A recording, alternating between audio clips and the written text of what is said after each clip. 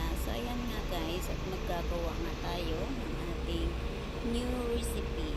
Ayan, bago na naman tayo sa ating pagluluto, ay ito naman ang ating mga sangkap sa ating gagawing fruit salad. At gumamit nga tayo ng Tropicana fruit salad and carnation diba?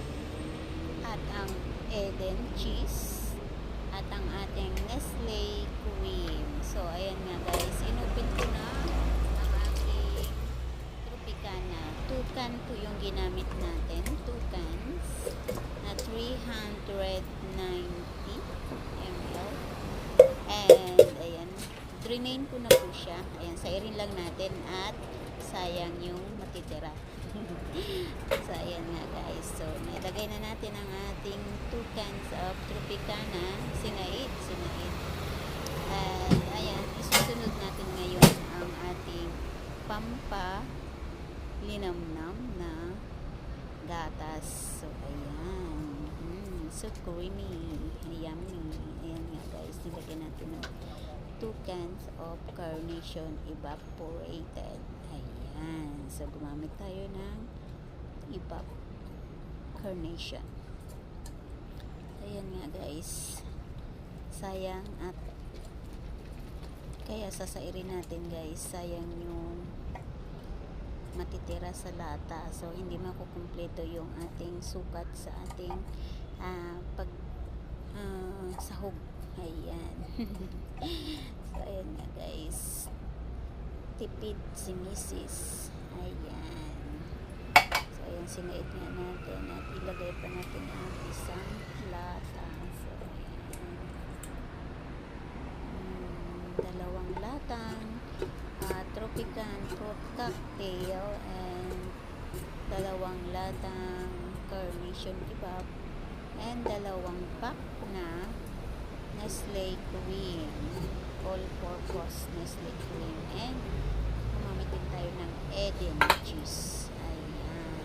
At meron din tayo dito, ilagay na natin ang 2 pack na Nestle cream, ang ating papalasa sa sarap.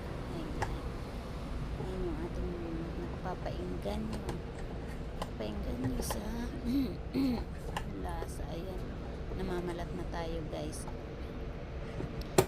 So ayan nga, po guys, at kung hindi pa po kayo nakasubscribe sa ating YouTube channel, please subscribe my YouTube channel. Why not Matya? Bakit nga ba why not?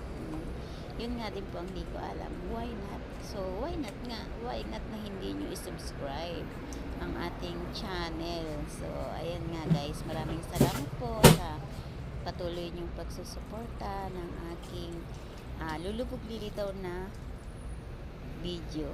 Ayan nga guys, nilagay na natin yung ating instant buko. Ayan. See, nakita nyo po ang makulay at mayami na ating fruit salad. So ayan nga guys, at sana po tapusin nyo rin po ang video ito, at kung natapos nyo po ang video po, mag-comment din po kayo dyan sa baba na kung taga saan kayo, at nang malaman po kung taga saan o saan na nakarating ang video or ang followers o ang subscriber ko. So ayan na guys, so mix lang natin, mikos lang natin, kasi nga para mag-combine yung lasa. And ayan, ito na yung ating pampinis na pampasarap, ang Eden cheese. So yummy. So ayan nga guys, ginadgad ko, pero hindi rin pala okay yung ginadgad kasi napuputol siya. So hiniwa-hiwa ko na rin po o ginayat-gayat ko yung natitira, yung mahirap na siyang gadgarin. So ayan guys, patuloy lang natin ang ating paggadgad. So ayan, hindi ko na siya magadgad ng maayos. So, hiniwa ko na po siya dyan guys. So, yan. Natipak na siya ng malalaki. So, ayan. Nilagay ko na. Hiniwa ko na po yan. And ayan guys. And i-mix na lang din po natin. At after that, ilagay na natin sa ating malinis na bowl. And ilalagay natin sa freezer. Ayan. Follow for more, subscribe for more.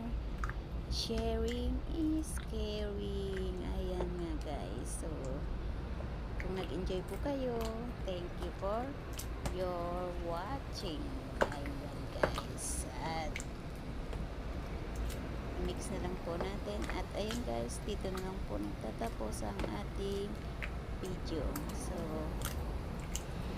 hindi pa po kayo nakasubscribe, subscribe, like, share, and comment.